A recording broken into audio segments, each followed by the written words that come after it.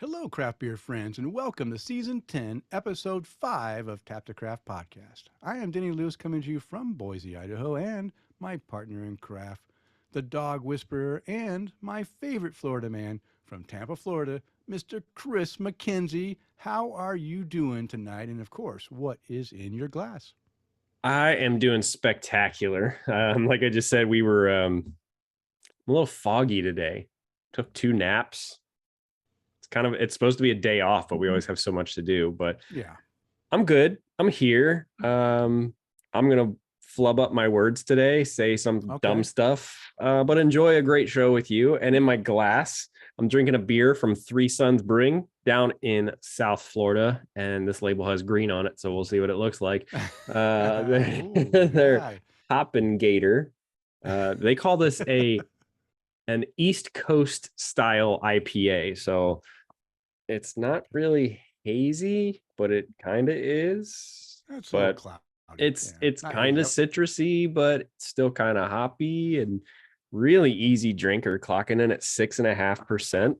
And we got it specifically because it had an alligator on the label.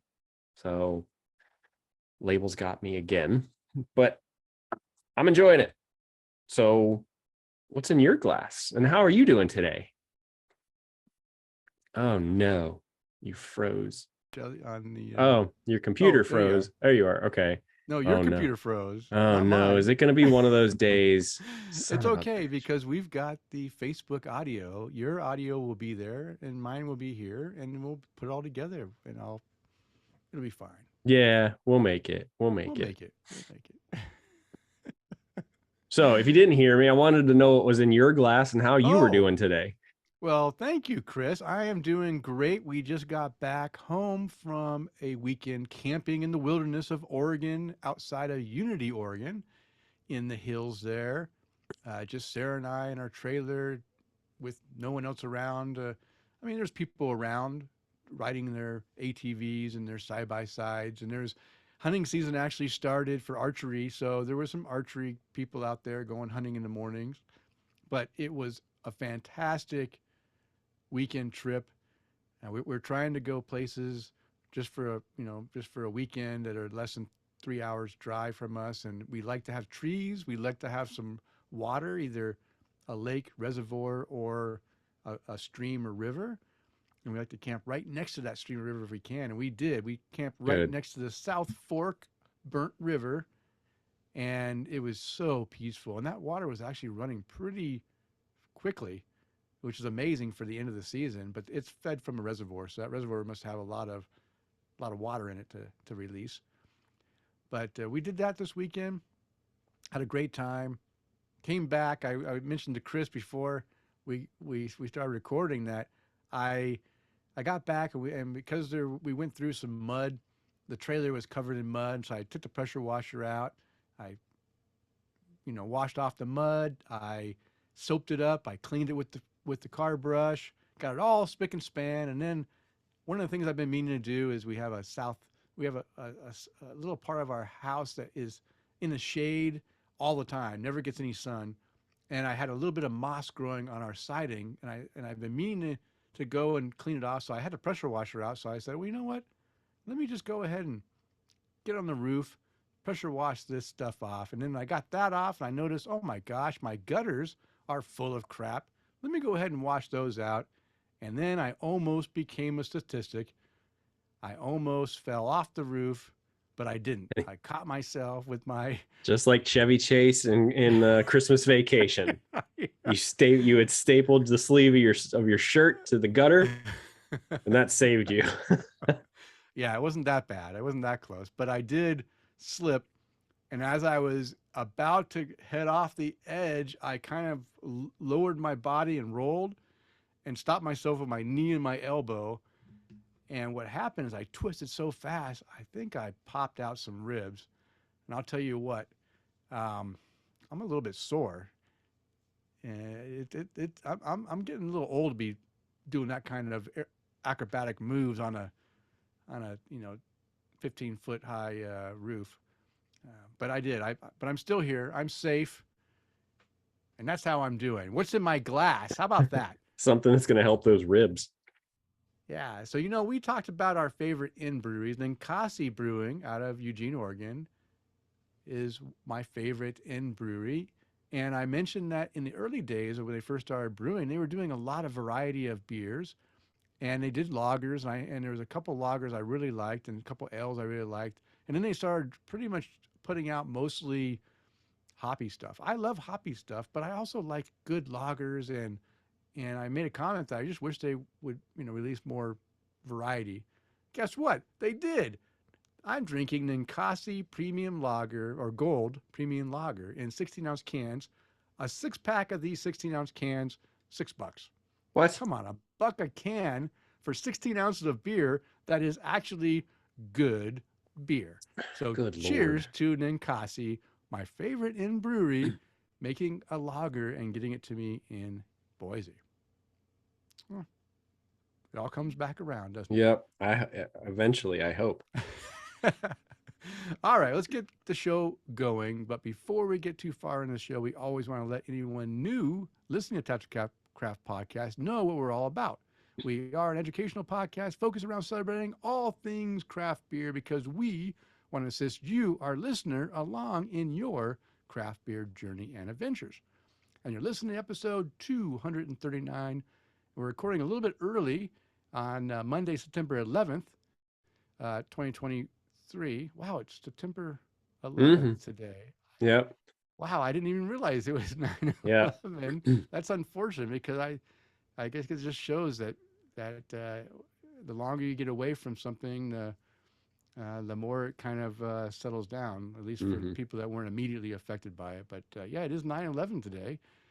We are recording a week earlier than normal because Chris is going to go out to Vegas and have some fun, No, and we want to I'm get a show. working.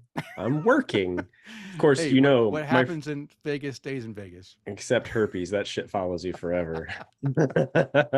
Yeah, but Uh, it's gonna be beer related and dog related because every time I go out there, my first thing I do is not only I get settled in my hotel, but then I take an Uber ride over to Corey's Fine Wine mhm. and Spirits, and I Yeah, stock up on all my West Coast beer. So that's that's right. already in my plans. Already in my plans.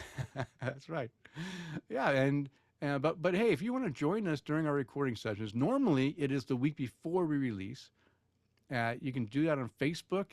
Just follow us on Facebook. Look for the post that gets posted saying we're live on the Monday before that we release a show at 8:30 Eastern Time, and you can join us. This episode, we're going to learn about our favorite breweries, beginning with the letter O. Oh, Oh. yeah. So again, quick turnaround between shows. Like I mentioned, I was out having fun camping, and I didn't have a lot of time to prepare something more, unique. So this time we're going to go with our favorite O breweries. Pretty easy topic for us, as well as we just received our September mini tacker of the month. We'll be doing an unboxing of that in just a few minutes. And of course, you can count on Chris and I having some great beer conversation. Now, Chris and I would like to thank all of our Patreon supporters because this episode is brought to you in part by our satisfied Patreon supporters like Mike Allen, Bill Schlemmer, Kevin and Amanda Argauer, Mike Blanchard, Tara Carlson, Jim Kunsel, and Alex Fuchs, who are our virtual producers, and Tom Byrne, Jeff Seiler, Johan Halberg, Chalamasa, Mark Church, and Eric Gronley, who want to buy us a virtual beer. And if you enjoy the content we provide, we invite you to support the show by toasting your host or buying us a virtual beer or even becoming a virtual producer. You can explore the options on our support page by visiting patreon.com/tapthecraft. Okay, let's go ahead and unbox our September mini tacker of the month. You This thing got your knife disappear? ready? It Yeah. Oh, it does kind of disappear. is that got a green? Yeah, it's a Oh, green it does have a handle. green tint. Yeah. Yeah, but we'll get this guy open. I always love it when if you're not following tin tackers on Facebook or on social media, you should for obvious reasons, but for other reasons of these they put out their new tackers that they're making or that they're creating for this tacker of the month club, and we kind of get a hint on what might be coming in in this package that we're getting, and I see the ones that they're making, and I go, oh, that's really cool, and then they end up showing up in the box in a mini form. So, but my wall is growing significantly, Denny. I don't know if this will spin around enough to do it because the wire's not long enough, but like we're getting a few. Oh yeah, We're getting a few up there. Got Trek, and then there's my newest one that I got from our trip the other day. But I mean, all the guys over there that we've had show up in here. okay. Got a few. Got a few. You have your whole That's place my little corner over here. I've got a door. Yeah, but you've got an entire freaking wall covered. I've got, there's my extra storage with my guitars over there, and I like the fact that these mini tackers are small because I can fit a lot on that small space. yeah. I have my Trek full size. I've got my Core 4 full size. I also have one in my other room that's a New Belgium, but this New Belgium, gosh, what's the beer? The New Belgium Fat Tire, Ranger, Voodoo Ranger. IPA. Yeah, Voodoo. No, not Voodoo. The original Ranger. Oh, just the Ranger. Yeah. I have a big giant. I won in a contest. I won that big giant. Oh, nice. Tin tacker. So I have that one in the other room, but it's so big it wouldn't fit in my in this space. But hey, let's go. Let's get into the September freebie that is in this box, and it is a bottle opener. Be the fastest beer opener on the block with this cool speed opener. All right. Call it your popper, your flat opener, or your mamba. This bar key should stay in your back pocket. Thank you for being a member of the Mini Tacker of the Month Club. Use your discount code, Tap the Craft, every time you make a purchase at tintackers.com for 10% off your entire order. So yeah, look. This is officially top 3 coolest extras. Yeah. This one is still the number 1. Yeah. It's like, I have that at work. And it's like whenever I'm on a meeting, I just spin it. It's like the fidget spinner that never stops. So I was just talking about, being, camping, and when you have a camper, you don't have a lot of space. This is perfect. Look how thin this thing is. Well, it's like, or we've got this one that came with one of the series of El Catador clubs. We got this one, and it's the size of a credit card. That's really good. That I keep in here for like the show, but then it's becoming to a point where it's more cans than bottles. So you're getting away from things like the butterfly knife bottle opener that we had, and it's not getting as much use as it used to. It's upside down, but that's okay. And when I go camping, I deliberately do not buy bottles. Yeah, because they break, right? Oh yeah. So maybe reality is I won't use this in my camper because the chances I'm actually going to use it are pretty slim. I don't know. You might be able to use this for something else. Oh, okay. What? I don't know, but I'm curious to see what's in this wrapper. I know there's a sticker in here too. No way, is there? Yeah. Well, let me read. You can go ahead and open it up. I'm going to go ahead and read what the September Mini Tacker of the Month Tacker is. It says, for your wall, Lansing Brewing Company. Autumn has unpacked its suitcase of colors and settled in. The weather more crisp and our beers more complex. Wow, that looks awesome. That's a cool sticker. That is cool. This month we featured the Oktoberfest limited seasonal release mini tacker from Lansing Brewing Company, the official autumn craft beer of Harvest Moons and Boys of Fall. Lansing Brewing Company is located in Lansing, Michigan. And what's your favorite fall beer? Well, I'll tell you what, I love Oktoberfest and Martins for fall. And then how many times do we go, like every time we open these, we go, wow, these are really cool. This one is no different. Because I remember the first one that we got, it was that Liquid Charms, looks like Lucky Charms. Lucky Charms, And that sticker that I just showed you matches the tacker that goes along with it. This is a beautiful tacker. This is cool. And for those of you that are watching the video, that's green. But my green screen's washing it out. But yeah. I'm going to take mine out of the wrapper here. This one's cool.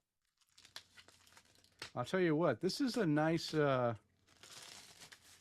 is nice to be able to get these limited release little mini tackers that you can collect and show off your beer stuff. Look at that. That is a beautiful, really beautiful, embossed, very colorful. I love the face of the guy with the, the. Yeah. Kind of looks That like is Jim great. Kudzall. Yeah, it's Jim. It's Jim. Wow. I don't know if you probably, but I mean, people out Yeah. there, this is not just flat, right? It's embossed. It's embossed. And you can see Yeah. on the back of it. Oh yeah, there you go. Good It's a idea. good way to look at it. It's really nice. This is Mhm. a shout out to Jen and her team. Really well done tacker this month. I really like this one a lot. Very classy, very classy. And a sticker. So we And got then, another yeah, the sticker. matching So sticker. I mean, that is great. they're really cool. I like these a lot. All right. Well, again, thank you, Jen, and the team at tintacker.com for allowing us to share your Mini Tacker of the Month Club with our listeners. I really hope a lot of our listeners have joined in and are also unboxing their little monthly treats as well. Okay, Chris, we did get some feedback in small amounts. I'm not going to read them on here, but we did get some great feedback about our Mythic episode. People really enjoyed that episode, and I'm glad because I enjoyed it too. Even we listened to it on the way to camping, and Sarah really enjoyed it as well. Really liked Mike, in our conversation. She really had a lot of positive things to say. So just wanted to let everyone listening know that thank you for your feedback, Yeah, and thank you, Mike, for joining us. And Eric Gronley even went a little bit further, and he was inspired by our interview, enjoyed it so much that he went and sent an email to his favorite brewery, or one of his favorite breweries, to let them know, hey, he would love to hear us interview them on our show. So hopefully that will come to fruition, and we will be able to interview Eric Gronley's favorite brewery. Mm-hmm. Mm-hmm. And we do have voicemail. You still have the voicemails from last episode we didn't play? I am ready. Okay, so our good friend Jim Kutzall listened. They were on a road trip. Him and Tara were on a road trip to go drink some great beer on the East Coast. And they were listening to the episodes, and they heard the Oktoberfest one, and he had to go ahead and call in and leave his feedback. And not only that, he created a video clip of his trip to Munich Oktoberfest with his father, and he put it together, and we have a link that I'll have on the show notes that you can go follow, and you can get a bird's eye view of what Jim experienced at Munich Oktoberfest. That's cool. So, Chris, why don't you go ahead and start Jim's first voicemail? I will. Speaking of Mythic, that's my next beer on the list. Is their pumpkin ale. So let's get Jim's voicemail all queued up, and here we go. Hey everybody, Jim Kudzall here. Just wanted to give you an update on a few things. Last weekend, Tara and I went up to Pennsylvania on one of our normal road trips to celebrate her birthday. I won't tell you how old she is. 27, just like Tina. And we usually save up a number of your episodes so we can get a little critical mass to keep us going throughout our trip. And prior to going up, I remember sending you an email maybe a few weeks ago about Anchor Brewing, an article, not realizing you had already done a show on that because we discovered that on our trip up. But there still might be a few good gems in there in the stuff I sent you to complement what you already mentioned on your show. I was especially intrigued when they were talking about one of the saviors of Anchor and having some artifacts in the Smithsonian. I thought that was pretty neat.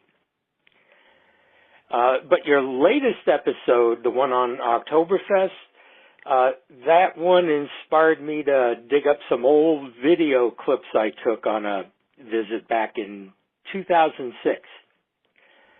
I sent you a link to the site. Feel free to post it in the show notes if you think it's appropriate so others can view it if they're interested. These clips were taken back in the old days before smartphones. So I just had a little handheld camera, no stabilization or any modern conveniences like that. So it's pretty raw footage strung together.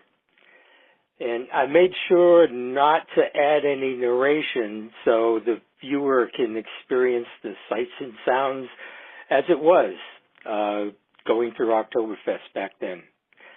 I went with my father to help him celebrate his 80th birthday. Both of his parents were born in Poland, and he had always wanted to go to Europe, never had a chance. So my mother had passed away a couple years before that, and so I decided just to make his 80th birthday a big celebration. And he's a big beer drinker too, so we decided to make Oktoberfest in Munich stop on our way. So that was a really neat trip. As you mentioned in your recent episode, Oktoberfest. Okay, on to the next one. Jim again. As you mentioned on your show, Oktoberfest ends on the first Sunday in October or October 3rd, whichever is later. And what's the significance of October 3rd? It's a national holiday over there. It's called German Unity Day. It celebrates the reunification of Germany in 1990. I guess that was the date reunification was formally complete. So this year, if you're interested in going, it's September 16th to October 3rd. When I went with my father, we went during the week near opening time. Oktoberfest opens at 10 a.m. every day. They close at different times during the week. They might close a little bit earlier than on the weekend. Weekend, of course, is a lot more crowded, so we tried to avoid the weekend. Each brewery has its own tent. Today they're permanent structures, but they still call them tents. I guess back in when the first party, they were actually tents. And we picked one of the larger tents that had a reputation of being popular with the locals. So I figured, well, might as well go where the locals go. Like I said, we got there right at opening around 10 o'clock. They're all big communal picnic tables. It's open seating up until, at least in that tent anyway, it was open seating until 4 o'clock. 4 o'clock on, all the tables were reserved. So we had to vacate by 4 because we didn't have any reservations. We just showed up early. So if you want to be there in the evening where the big crowds are, make sure you make reservations ahead of time. That's the only way you're going to get a seat. Beer was served only in 1-liter mugs. Oh, no. When we first got there, we sat down and he said, we're asking for pints or half liters. They said, no, we only serve 1-liter mugs. We started drinking 1-liter mugs. And we enjoyed the music. It really wasn't that crowded really early in the day. And after a couple hours, we were ready to leave.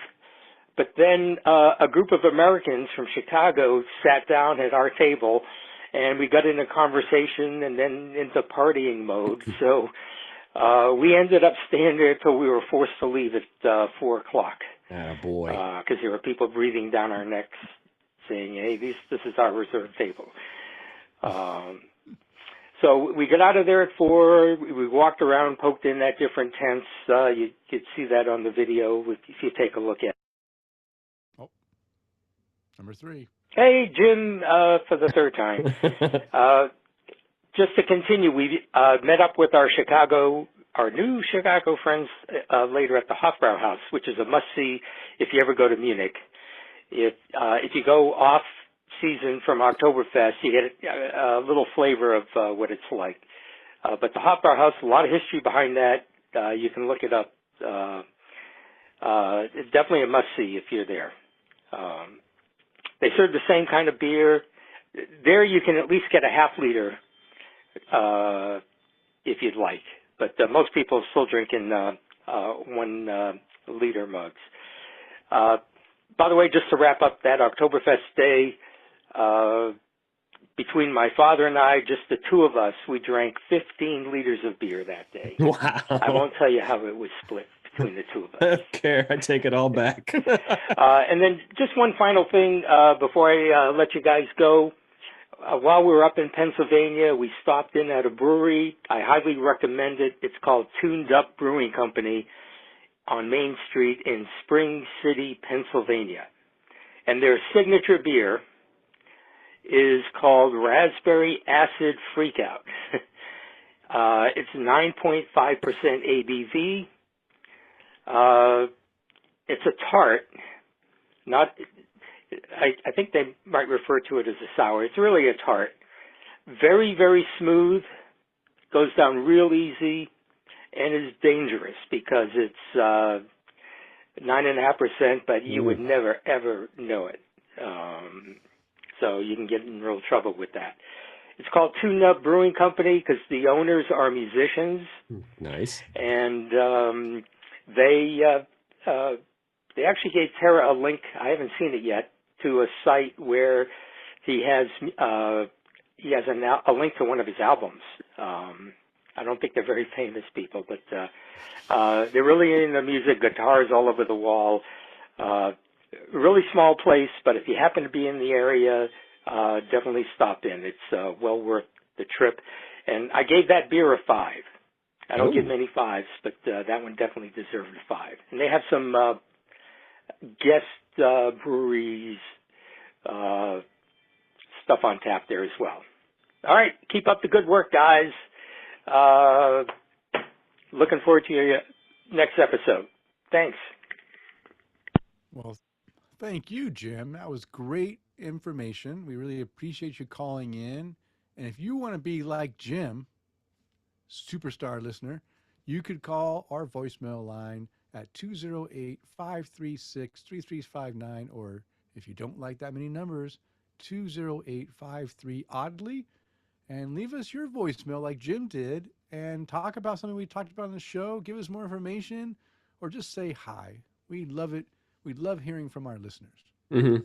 Definitely do. Even if you call up and go, hey, it's John Smith in Boise, Tampa, Florida, ho. Just want to raise a glass. Cheers That's to you right. guys. Raise a glass to us. Yeah, raise a glass. All right. Well, if you're too shy to leave a voicemail, Drink you more. can leave us your questions or whatever you want to, your Comments, feedback, whatever. I know I'm having trouble too. I told you, I already gave you fair warning for me, Yeah. so I've got an excuse. Yeah, we do have an email address at tapthecraft@gmail.com, or if you follow us on Facebook, you can leave us a comment on our show post or our wall or whatever we have. I don't even know what we have at facebook.com/tapthecraft.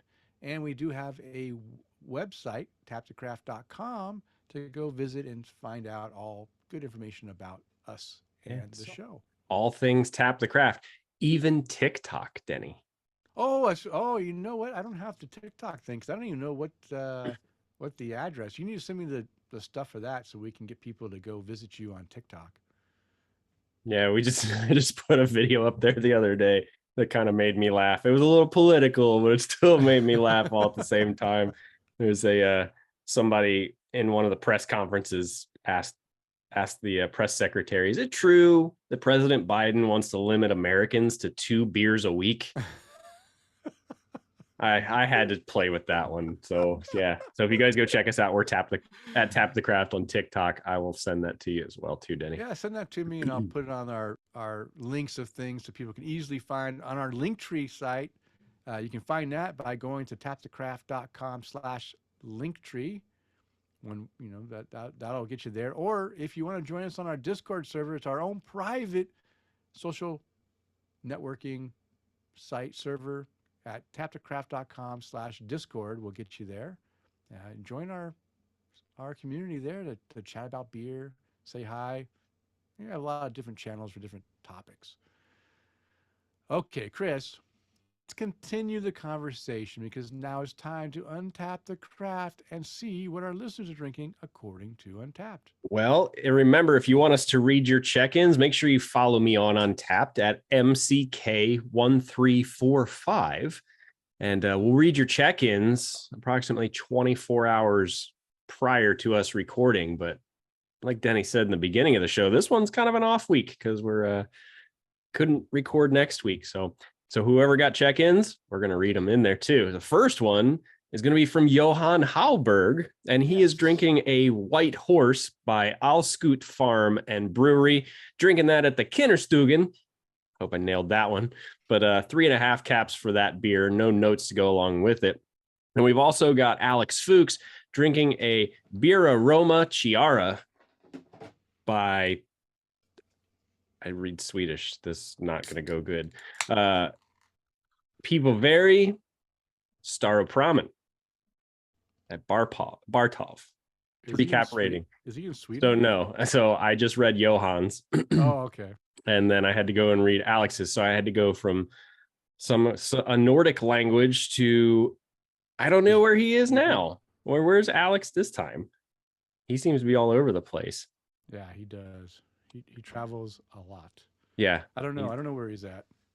Well, my guess, if it's Birra Roma, he might be in Italy. Yeah, he might be. He's in the Czech Republic. He's in Prague. Oh, he's back in the CR, huh? Okay.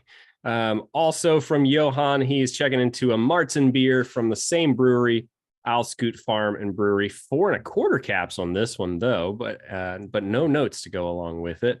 He's checked into a couple of them from that same place. Also, their double IPA Shade of Green, 4 cap rating on that one. Next on the list, Jeff Seiler is drinking a Hofbrau Oktoberfest from this year. From Hofbrau House Munich at the Blue Ridge Beer Hub on draft. It's one of my absolute favorite Oktoberfest beers. 4.25 caps to go for that check-in. And Jordan Cohen is drinking The House Always Wins by Vitamin C Brewing. He purchased this one at the brew shop. I gave it 4.25 caps for this beer. No notes to go along with that one, but we'll move on to Jeff Seiler again, drinking a Martin by the Duck Rabbit Craft Brewery. By the way, nice. Duck Rabbit, one of the weirdest brewery names I've ever heard, but makes fantastic beer. He said nice and malty Martin, 3.5 caps for that check-in. David Martin is drinking a pumpkin cream cold brew by Southern Pines Brewing Company at the Harris Teeter Tavern. Definitely one of the better pumpkin beers I've had in a while. Creamy, pumpkiny, and still a solid stout. 4.75 caps for his check-in. And Chad Lamassa drinking an Elusive by Vitamin C Brewing. So we got a couple folks checking into Vitamin C beers. He gave this one, Chad, something tells me you bought this because of the can too. But 4.25 rating to go along with it. No notes though. And we're going to hit refresh. And here's a name I don't get to read a whole lot. Chew Your Beer. Ooh, Robert is drinking a Fort Point by Trillium Brewing Company. Best of all the Trillium beers I've had in LA, hands down. Wow. 5 cap rating. Simply put. There's only been 1 Trillium beer in LA? I don't know. I mean, the guy's got a bazillion check-ins, I'm sure. Yeah. But that's what everybody's drinking. Actually, he's not too crazy. He was at 4,100. I'm sorry, 2,800. He and I are about the same. Okay. I looked at my numbers. I'm about 140 away from getting 5,000. So it's not going to happen this year. I'm not going to drink 140 different beers. There's Maybe still next year time. I'll break time. that 5,000. But I did notice again, looking through our O breweries, Hmm. one of the breweries I'm going to mention, there's no way that I only had 2 beers from them because I've drank a lot of the beers from them, and it just so somehow they got deleted as well. So I think I think I just got random untapped removing my check-in streaks. I'm not sure why. They must just not like me. That's probably what it is. I That's mean, have you probably met it. you? Yeah, I'm a pretty You're an unlikable guy. unlikable guy. Yeah. But I now have in my glass some more of this Oktoberfest from Sierra Nevada, and uh, I mentioned when I first had this beer that it's a good beer. It's just not my favorite. Like every other year, they have a really good Oktoberfest beer. Last year was the really good one. Year before wasn't so good. Year before that was really good. So this is a rough year. But even with that, I have drank probably 2 cases of this beer this year already. Already? So Dang, Danny. even a beer that I Dang, know they Danny. do better on other versions, I just can't stop drinking it. So it's not a bad beer. It's just not as good as some of the really good Oktoberfest that they make. So I just wanted to throw it out there that if I steered you away from going and trying the Sierra Nevada Oktoberfest Fest beer, go drink it because it's very drinkable. Like I said, I've drank no less than 2 cases. I bring a 6 pack every time I go camping, and so that's I just got another 6 pack this weekend, and they go really quick. And what's nice is they've been having a lot of deals where I can get them for $8.99 a 6 pack. So that's another reason Wow. why I'll grab it because I like something malty. I like Oktoberfest, and it's cheap. Hey, I'm sorry. That's the way I go. Okay. Thank you, all of our great That's what listeners out everybody's there. drinking. Yeah, for drinking all that great beer Hmm. and vitamin C twice. Yeah. Amazing that brewery got mentioned twice from different people on the New and Norworthy, or not, or the Untapped to Craft. All right, well, guess what? It is time for the Brew Buzz, the main event, and the Brew Buzz is devoted to discussing various related. Various beer related topics. Wow, I haven't It's even even drank written. that It's much. written there, Denny. Yeah, and this week we're going to learn about our favorite O breweries. So yeah, we get your O face out. We're going to talk about O breweries. So Chris, you want me to go first? You want to go Yeah, first? you go ahead and start. And just, I feel like an ass, but this is usual for me where, hey, I don't have as many notes and I had to get these in last minute too. So, No I was problem. I was at No home problem. napping and, not I doing a whole know. lot. Hey, it's okay. It's okay. I'll start it off. So I will say that I had quite a few O breweries in my Untapped list. I use my Untapped as the basis because after 21 years, no, not 21 years. I don't know what I'm talking about. Since 2011, so 11 years of using Untapped, it's a pretty good gauge of what beers and breweries I've had, and at least the ones that they haven't removed the check-ins.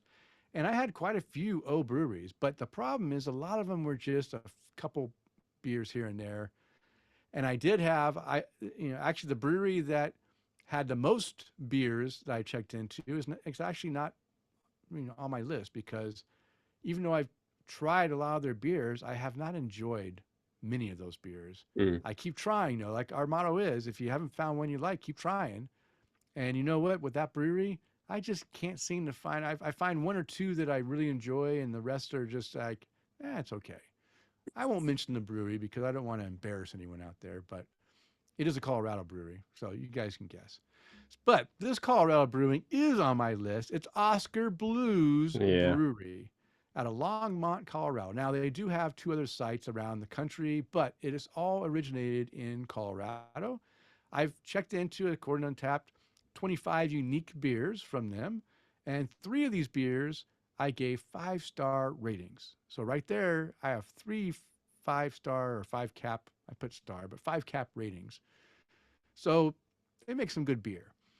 Not everything is like 5 cap, but I think most of my check-ins to this brewery were above, you know, 3.5 at least, and a lot of them were above 4. So let's get a little history behind Oscar Blues. So in 1997, Oscar Blues opened its doors at 303 Main Street in Lyons, Colorado. The mission wasn't brewing beer, but imparting a slice of Southern hospitality into the foothills of the Rocky Mountains, offering homemade Cajun-style cooking and a relentless lineup of world-class blues musicians that would keep the parties going until the early hours. The bar had a unique style that drew people in from all around. With a background in homebrewing, Dale figured this special place deserved its own signature drink, something as bold and captivating as the music and food that everyone loved.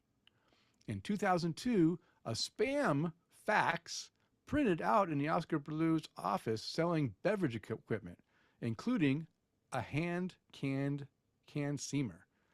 What easily could have been crumpled up and tossed in the bin sparked an idea that would revolutionize the craft beer industry. Supporting the avid outdoors people of Colorado meant the frustrating reality of glass bottles in the outdoors, a dangerous proposition that in so many places isn't even legal. But maybe the can wasn't getting the credit it deserved. So the hand seamer was purchased, cans were printed, and the rest is history.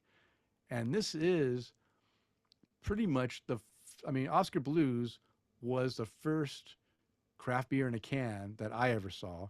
And that was in probably, gosh, it was right around 2004, I think. It made it into Boise, I think around 2004, where they actually got besides a hand steamer, they actually got a real can machine. I'm guessing they're not going to be hand steaming all these 6-packs, but I actually bought their Old Chub Scotch Ale in a 6-pack of cans.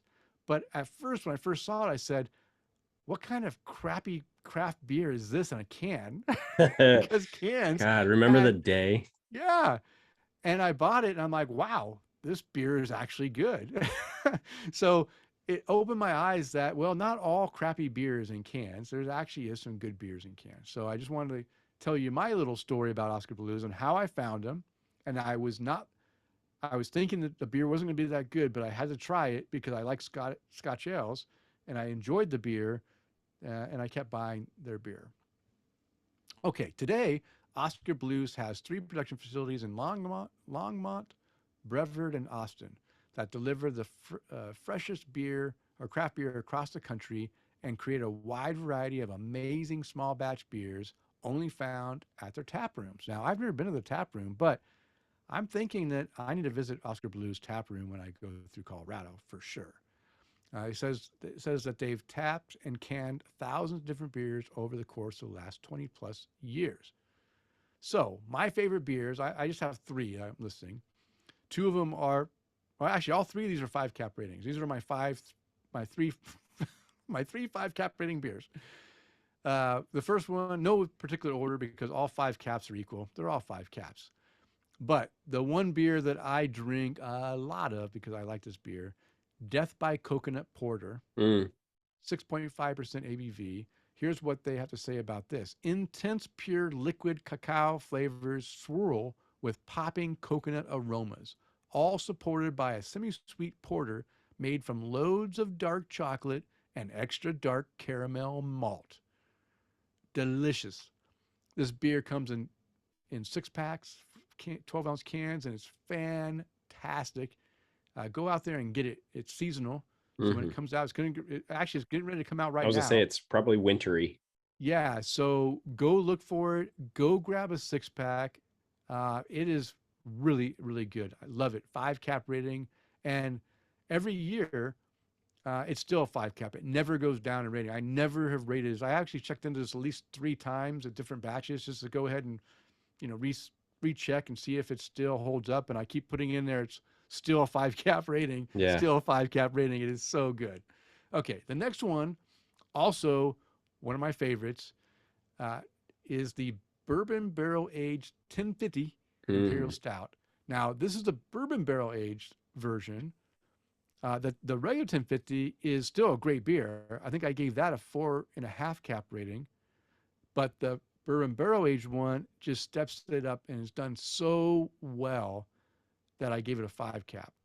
So if you can find the bourbon barrel aged 1050 Imperial Stout at 12.9% ABV, here's what I said about this beer. Incredible beer, such fantastic flavors, blending the dark roasted malt character with the bourbon barrel flavors while hiding the ABV. That's my own personal comment on this beer. Great beer, 5 cap rating, go get it. Now, another beer that I almost drank tonight, I have 1 can left of this beer. Now, this beer was released like in 2012 or something like that. I don't even You know when it still was. have one? I have 1 can left, and I keep trying them. I bought a 6-pack, and I keep trying them every couple of years to see if it dies down. It's still a great beer, but I didn't want to. I didn't want to drink it without being able just to sit back and enjoy it. And if I drink this 12.2% beer on the show, I'm probably going to be slurring my words even more than I am now. But this is the Bambarana Imperial Mm, Stout, 12.2% ABV. This is a collaboration between Cigar Cigar City and City. Oscar Blue. So this is, I think this came around about the time that Cigar City entered into the Canarchy collective, and they brewed this beer to celebrate that, or maybe it was right before it. I'm not sure. Maybe it was It before they sounds did it. about right. Yeah, but this beer is great. Like I said, I have 1 more can of a 6-pack I bought years ago, and even aged, it still tastes good. It might have dropped out some of the goodness by now, but I doubt it. It's a great beer. So this beer is an imperial stout aged in whiskey and brandy barrels with figs, dates, and amberana wood spirits. I don't think I have never seen this beer again after that initial release. Nope. But No, I if believe it was a if one and only yeah, time. it's probably a one-time thing. But a lot of times, some beers get like they revisit it, right? I hope this one does get revisited eventually, and if it does, everyone needs to go out there and get it. It's delicious. Yeah. Well, I Okay, mean, Chris, how about you? that's yeah, and it, these weird letters like the letter O, um, it's kind of a tough one. There was definitely, I definitely had a couple that I was able to look through and go, oh yeah, I do have a few out there, but Oscar Blues was definitely tops on my list, and Mhm. um, in comparison, depending on how many of their beers they took off of your Untapped account. You had 25, I had 17. This is probably the Nice. closest that you and I have ever been on this, on the same breweries, when it comes down to beers. And I was scrolling through my check-ins through Oscar Blues, and it was a lot of excuse me, it was a lot of the 1050 barrel age. This one's the hot buttered rum variation, Yeah, or yeah. there was barrel age 1050, or Death by Coconut was on there a few times, or um where was the other ones? Old Chubb's definitely on there, but Mhm. so many different variations of the 1050 was on there, that I I really just enjoy the beer itself, and then the story behind why they named it what they did Oh, makes it that you have much that better. you have that story ready or? It's simple. Fiddy, Fidy, and it was um it was the folks at Oscar Blues were approached to sell their, I don't know if it was their brewery or whatever it was, but they turned it down numerous times, and in response to trying to have someone purchase their brewery, they produced 1050, and FIDY stands for fuck industry, do it yourself. Uh, I knew it stood. I knew it was an acronym. And some of the Oscar Blues rep when I was in Ohio told me that, and it has never left my mind, and it just made me love it that much more. Um, Uh, so it like, here's one of my check-ins from 2015, from a 1050. Love the beer and the story behind it. Read all about what Fitty stands for, and you may appreciate it as much as I do. So it's definitely a even more reason to drink it. Now, all that being said, I do also have a very, very, very unique beer on my check-ins from them. And they did beer with French's. Yeah, the same company that makes mustard. And they made a mustard beer, which Okay, how was initially it was really good. I actually, Joel got this for us when we were doing those day drinking at the beer garden kind of shows. And man, it was really cool just to see the can, but to actually crack one open and go, we're about to drink a beer that tastes like mustard. And it was kind of like a Berliner That's what I with was thinking. Yeah. with like kind of light mustard notes to it. And it was actually really good. If you were going to eat like a hot dog or something, that would have been perfect to go along with it. But it wasn't just super mustardy. It was done very well. I rated it 3 3/4 or four caps or something like that too. Good. So but really, really good. Nice. But let's move on. You want to move on to the next one? Because like I said, mine, I apologize. My notes kind of suck. So no, go ahead. You can do your next one. well, my next one is from a brewery up in New York. Other half is let's see, I had 8 beers that I've checked in from them, and they're really big. From what I've seen, they're really big in the IPAs. So everything that I've had from them, all Nelson, double dry hopped, greenbacks, double, yeah, everything I've had from them is pretty much just super hoppy, just juicy IPAs. And not only have I rated them all really high, like that one's 4 1/4, 4 1/4, 4 1/2. They're just fantastic beers. Even so much so, like their double mosaic dream that I checked into in January of 2021. Hoppy, tropics, soft and slightly creamy. 4 1/2 caps to go for that check-in. But nothing that I've drank from them is less than a 4 cap rating.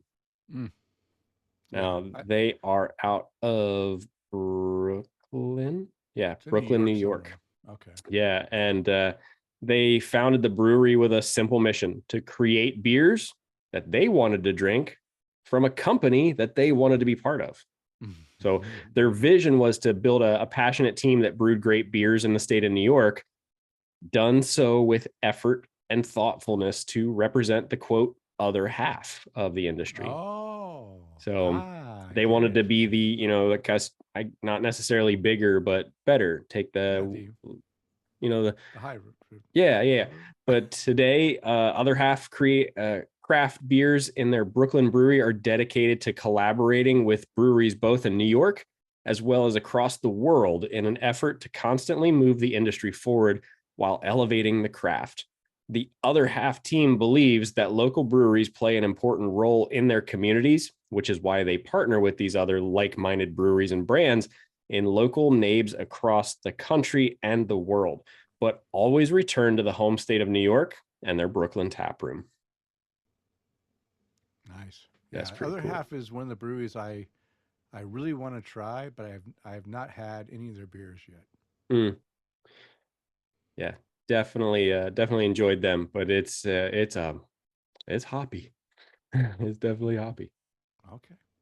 What's next on your list, Danny? Yeah, my next brewery is one I've talked about on the show a number of times. It's Occidental Brewing out of Portland, Oregon. I've had 17 of their beers. Now, keep in mind that they've been around for a while, but they haven't been in my area for very long. So 17 of their beers is pretty good. And 2 of these 17 beers, I've rated a 5 cap rating. And here's what they have to say on their website. It talks about Occidental Brewing. So Occidental Brewing Company was founded in 2011 by Ben and Dan Engler with the goal of making well-balanced continental-style beers in the land of IPAs, Portland, Oregon, which is true. A lot of IPAs in Portland. Finding a niche with beer drinkers who had grown tired of the hops arms race, we quickly grew, but not too much, with our lineup of approachable, sessionable, and award-winning ales and lagers. We began canning our core beers in 2013 and now bottle multiple seasonal offerings as well. Over the years, we expanded our distribution from our Portland brewery to much of Oregon, Western Washington, Nevada, Idaho, and the occasional shipment to Japan. Look for Occidental beers in your local supermarket, bottle shop, bar, or restaurant. So we were lucky enough, probably now 5 years ago, I'm guessing. I think about 5 years ago, Occidental came in to the Boise area, and they just brought lagers and German ales and a lot of German lagers, German lagers and some lighter ales, Kolsch's. Well, I guess Kolsch's, I don't know, but it's a variety of ales and lagers that really just was nice to get something besides just IPAs. And I just love their beers. And so here are my favorite beers that I've had. Now, two of these are the 5 cap rating, and one is a, I think 4 3/4 cap rating, the last one. So the first one that I'm going to talk about is the Hefeweizen, and it's a German Hef, 5% ABV. It's a classic Bavarian variety made with 70% wheat, lightly hopped with German Hallertau, which is my favorite German hop.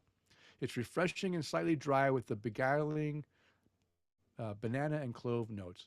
And I also really appreciate that in a German Hef is getting that banana and that clovey character. It just really resonates with me. And we just talked with Mike DeLancet, and that's one of his weakest spots is he doesn't like banana. And so he has a hard time drinking some of these German Hefeweizens because they just have that flavor he just doesn't like. But I like it, and I love a good Hefeweizen.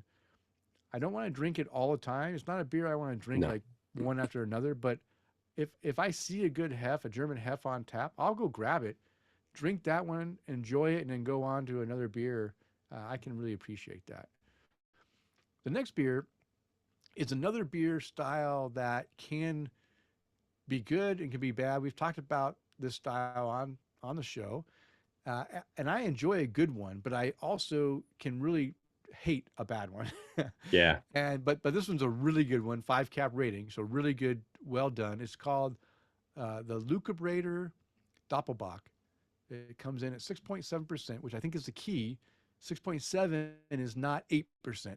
I think Doppelbocks that come in higher than 7%, those are the ones that typically become too sweet and become kind of hard to drink, and the ones I don't like. But the ones that come in about this 6.7% ABV, I think you can really enjoy the flavors and the alcohol without becoming too boozy and become too sweet. It says, here's my comments on this. Another fantastic beer from a great brewery. One of the best Doppelbocks I've ever had. Great dark caramel malt flavor. It comes across brown sugary. And I really like this beer. So that's a great one. And then the 4 3/4 cap rating is from the Japanese style dry lager, 5% ABV. What I said about this is it's clean, dry, light lager that is refreshing and a great beer to drink during extremely hot weather. And that's what I've really come to appreciate. Well done Japanese rice lagers. When they're done well, they're really good. Not too sweet. They're dry. I like the drier ones better than the sweeter ones, and just really good. And again, rice can have such a negative connotation in American beer because of the rice that's used in Budweiser and such, and gives you kind of a weird flavor and a headache or whatever. But used in a craft beer like this and done well to accentuate flavors of that rice into the beer, it works really well. And I do like a good Japanese style lager. So that was the favorite beers there. You want me to just go into my honorable mentions? Yeah, you can get your honorable mentions, and then I have one as well. Okay, all right. I have 3 honorable mentions. Another brewery I've mentioned a number of times on the show is OEC Brewing, Ordinum Eccentrici Coctoris. That's what the OEC stands for. It's out of Oxford, Connecticut, and they make fantastic open fermented lagers that I just love. They have a dark Schwarz beer that I just can't get enough of. I just love their dark lager. Uh, every beer that they've produced that I've had, I've really enjoyed. So if you can get OEC, they're out of on the East Coast. So if you're on the East Coast and you can find this, go try it. Really good open fermented beers, cool ship beers. The next one that I've had a lot of their beers, but it only appears that two are still left in my Untapped. I don't know how I only have two. Is Omnipolo. I love these beers. Oh I've yeah, I had forgot a about number of them. them. Yeah, we get them here in Boise, and I buy them when they come in. I get them in Israel. I've had these beers. Somehow, all of my Omnipolo beers are disappeared. I only have two showing up on Untapped. So I They're know out. I've had some by them, and it shows that I have zero. Yeah. So something happened where maybe Omnipolo somehow lost. They deleted all their stuff or what. I don't know what happened. But they're out of Stockholm, Sweden, and they kind of, I think they're a gypsy They brewery are, as well. as far as I And remember, they are. yeah, and I think they make some great beers, and everyone I've had, I've really enjoyed. They are a bit more expensive, but heck, man, they've never disappointed me. I've never had a bad beer from them. So try them if you see them. And the last brewery that I just came into contact with last November when I was in Kona, the big island of Hawaii, is Ola Brew. Ola Brew is a brewery in Kona, Hawaii that makes fantastic beers, all styles, Belgian, American, IPA, lagers. All the beers I've had, I really enjoyed. So if you get yourself over to the Big Island and you can get some Ola, or go to the brewery itself, go to the brewery and enjoy their beer, Ola Brew Company. Okay, Chris, what's your honorable mention? So my honorable mention is from Ology Brewing, so Ology, based out of Tallahassee, but they recently opened a tap room here in Florida. So we had an interesting shift. We had a brewery called Brew Bus / Florida Avenue Brewing, and they moved to north of us, about 20 to 30 minutes north of us. They had a location. Florida Avenue went to a town called Wesley Chapel. And I also want to say that they have a location close by to where they just were previously. I don't remember. But anyway, they moved out of this large location. Angry Chair moved into that location where Brew Bus was. And then where Angry Chair used to be, Ology moved into there. So it was a really cool shift to see, because as much as a lot of people like to go to Angry Chair, a lot of people's living rooms were bigger than that tasting room. So it was cozy if you went in there, and as many people as that place drew in, especially during Tampa Beer Week, like I didn't want to be anywhere near that place when it came down to Beer Week, just because it was just crazy. According to this, I've only had two beers from them. One was their Heliocentric Distortion, which I got to drink at the Hop King Invitational this year back in March. And then their Mango Colada Slush, which this was just, I think we got this over at Gasparilla Pizzeria and Growlers. But one, an IPA, one, the other one, what looks like a Berliner or smoothie type beer. Made some great beers. I really, somebody wrote for their check-in for the same beer, that Mango Colada tastes like a warhead. So tart and sour. And Warheads. Wow, yeah, that's a blast from the past. yeah. No, I mean, they have that beer if you really want to check it out. Not Ology, but I can tell you just a quick note on them. That's going to be my honorable mention for one of my O breweries. And I'm excited to try more. I'm glad they're in the area. Hopefully we'll be able to get to grab a hold of some more of their stuff, especially since they're a little closer to home now. Okay. Nice. Well, that is our Brew Buzz segment. I hope you guys all found some great breweries to try if you can get them in your area. But now it's time to move on to our new and noteworthy beers. We didn't do this segment last episode because we were having so much fun learning about Mike DeLancet and Mythic Brewing that we didn't want to spend time talking about new and noteworthy beers. So we'll talk about them tonight. So Chris, you've got quite the list here. I've got two. Oh, wow, you got a lot of I've writing got on your list. notes. Okay, I've Yeah, got I two know as it's well. weird, right? Okay, do you want me to go first, or you want to go? I mean, I'll start off, and Okay, it's go both ahead. from the same brewery. Actually, the same brewery I had my first beer from this morning, or this morning. This is what we did for breakfast. Three Sons out of Dania Beach, Florida, down in South Florida.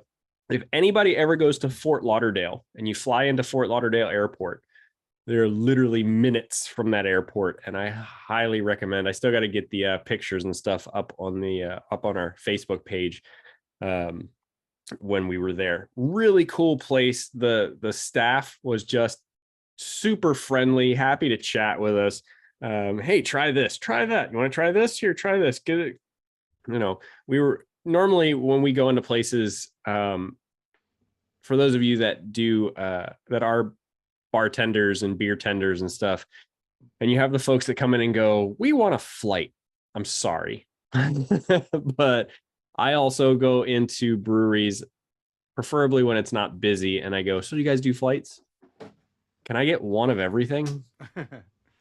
Now, usually I try, like I said, try to do it when it's not busy, but they didn't have flights. They basically would just do a 5-ounce pour of just about anything on their menu, or a regular pour, or fill a crowler or something. But super friendly staff over there. I also want to make sure I can go over and write a Google review for them, because we had a blast. Not only Tina and I just sitting there drinking some beers, having some fun, but enjoying time getting to chat with the folks over there.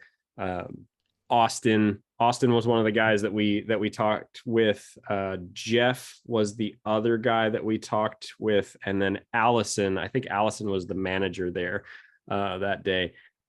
But just great people over there. So the first beer that I had was their double dope double New England IPA. It's a double dry hopped IPA with Citra and Mosaic. And it's the notes I had for it were just citrusy and a little dank, but I rated it 4.5 caps. And when it comes down to IPAs, like, I really don't rate IPAs that high, but this one, I mean, it was like orange juice again, but it was really good. But the other one that I had from them was their vintage Nectar from 2020. Now, I gave this one a 5 cap rating. It was a barrel aged imperial stout, and man, Denny, they blended this one just right, because it was chocolatey and it was roasty. It was just the right amount of booze and oakiness from the barrel. And then the notes from the brewery said that the average time in the barrel for this one beer was 32 months. Oh my gosh. So they had wow different barrels that they were pulling beers out of, but the average time in the barrel for this beer was 32 months, almost 3 years. Wow. And it was super smooth. I know there's a picture of it, if at least on our Instagram, but it was in this piece of stemware, glassware. Just there's a giant gorilla painted on the wall behind the picture that I took. But man, I saw that photo. I did see that photo. Yeah, just a phenomenal beer. And it was one of the last beers that I drank before we went to lunch. And Tina goes, so wait, we've tried like 8 beers and you got this one as your last one? And I was like, yeah, why? She goes, it's 14.5%. I said, yeah, but it's a 5-ounce pour. Who cares? It's like drinking a full beer. So, but 5 cap rating for that one, man, it was just phenomenal. And I've kind of gotten burnt out on barrel aged beers. Yeah. But it was I think the environment was right. I guess the mood was right. Just being in there chatting with the folks in there, and the beer was just great. So glad I got to try that one, and especially give it a 5 cap rating too. So nice. So Denny, what about your new and noteworthy beers? Okay, I have 2 beers, and both of these I got at a local beer bar here in Boise on draft. with my good buddy Bob Ward. Bob, if you're listening, I hope you're having a great time. Well, you won't hear this; you'll be back by then. But I hope you're having a great time in Tennessee, drinking some good beer in Memphis. But the first beer is from Highlander Beer. It's a brewery out of Missoula, Montana, I believe. I think that's correct. And this is a strawberry wheat. Now, anyone that hears the word strawberry and associated with beer knows how tough it is to bring out the essence of strawberry into a beer without it becoming too syrupy Yeah. and artificial. But let me tell you, uh, this wheat beer was done very well and didn't have too much of that strawberry. Had just enough that gave you the sense that, hey, this is a strawberry wheat beer. It has some of that graininess that the wheat gives you and everything. I really like this beer. Here's what I have to say about it. Very nice strawberry aroma and flavor that worked well with the wheat base beer. 4 cap rating. Again, out of Highlander Beer. This is a new brewery that just entered into our area. So this first beer I ever had from them, and I enjoyed it. In a style that is not, there's not a lot of people making wheat beers these days. So a good one is good to see. The next beer from a brewery that we haven't talked about at least I haven't talked about on air for at least 3 years. Because they've been going through some troubles, but they've been bought out by Maui Brewing. Oh, so yes, you know what I'm talking about. Modern Times beer. Save me $1,000. Yeah. No doubt. But I tried one of their beers because I had some of their beers and just got burnt. Like they weren't that great. And I'm like, why am I paying a premium price for beer that just isn't that great? So I stopped buying it. And this was on tap. And I said, you know what? I know they got bought by Maui. I listened to an interview of the Maui owner. I can't remember his name off the top of my head. Talk about the whole purchase and what they're doing, and each brand. Maui is keeping their brand, and Modern Times is keeping theirs, and they're kind of mixing some of the beers, and they're doing kind of a cool thing. I'm really looking forward to seeing where this goes in the future. But I said, let me see if anything's changed with the beer coming out of Modern Times since Maui took over. And I was pleasantly surprised that the beer was actually really good. It's called the Big Yikes. And, who knows where that came from, but great name. It's an Imperial New England Hazy IPA. It comes in, I don't know what it comes in at, but here's what I have to say about it. This is a nice double IPA that was smooth and flavorful, 4 cap rating. And the ABV is 8.5% ABV. So it's a decent double IPA, but it was really flavorful and tasty. I really enjoyed it and thought, wow, finally Modern Times has gone back to making some beers that are, that are actually good. Not that all their beers were bad. It's just that I had some bad experiences with some of the beers. Okay, well, Chris, I know you're sad to hear this, but it is time to bring the show to a close. But before we bring the show to a close, I want to give you an opportunity to go ahead and raise your glass to someone special. So who would you like to raise a glass to tonight? So I have 2 that I would like to raise a glass to. First off, on a happier note, happy birthday to Paul Pollock. That's actually the gentleman that sold us our business that we're currently operating. But Paul is a good friend of ours. He helped me train our first dogs that we had as clients first. And it is his birthday today. So cheers to you, Paul. Hope you had an awesome day.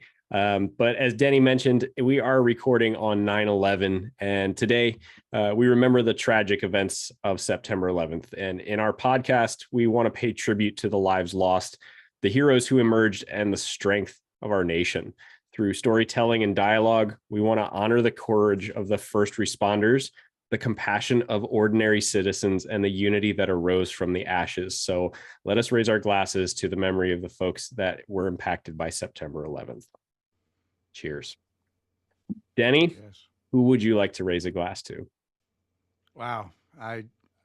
didn't have such a great toast as you did, Chris, but I do have a toast that goes out to our Patreon. Toast tonight goes to Mr. Eric Gronley. Thank you, sir, for being a Patreon and for all your support. And like I mentioned, I can't wait to come and drink beer with you next summer when I come visit you in Minnesota. Okay, and also, of course, being a former serviceman, I want to rank last, thank all those who have served, who are currently serving in the U.S. military services, protecting our freedoms. Thank you for your service, and I hope all who are deployed are able to return home safely to their families very soon. And Chris, could you please, give a toast to our sponsor? Would love to. So we want to shout out to the folks over at Tin Tackers. They are the provider of sweet metal beer signs that will make your walls happy. Tin Tackers has a vast selection of embossed aluminum beer signs, perfect for your garage, home bar, or man cave. They have the biggest selection with the best prices. They also have a mini Tacker of the Month club, a club just for craft beer lovers who collect tin tackers. It's a surprise in your mailbox every month. Go visit their website at tintackers.com and make sure you use the promo code TAPTHECRAFT at checkout to save 10% on your entire order and to let them know we sent you. Great job, Chris. Great job. Well, you can find the beers and the link to Jim's video on the show notes mentioned on the show. On the show notes. On the show post at tapthecraft.com. In that I don't place. know. I was ad-libbing. It was close enough. Go to the website, find the show, click the link, and watch Jim's awesome 12-minute video of Oktoberfest in Munich. And, of course, you can find the beers. All right, Chris, I think we better end this show because it is last call. We've had enough. It's time to bring the show to a close. We want to thank all of our great listeners for downloading and listening. We ask you to please tell a friend and, of course, subscribe on your favorite podcast app. And as a reminder, we release a new show every 2 weeks. Now go out there and spread the good word of craft beer. Cheers. Cheers. All right. So for those of you that are still on with us on Facebook, thank you so much for joining us, even on an off week. We will see you guys in approximately 3 weeks, right? 3 weeks. Yeah, 3 weeks. See you all very soon.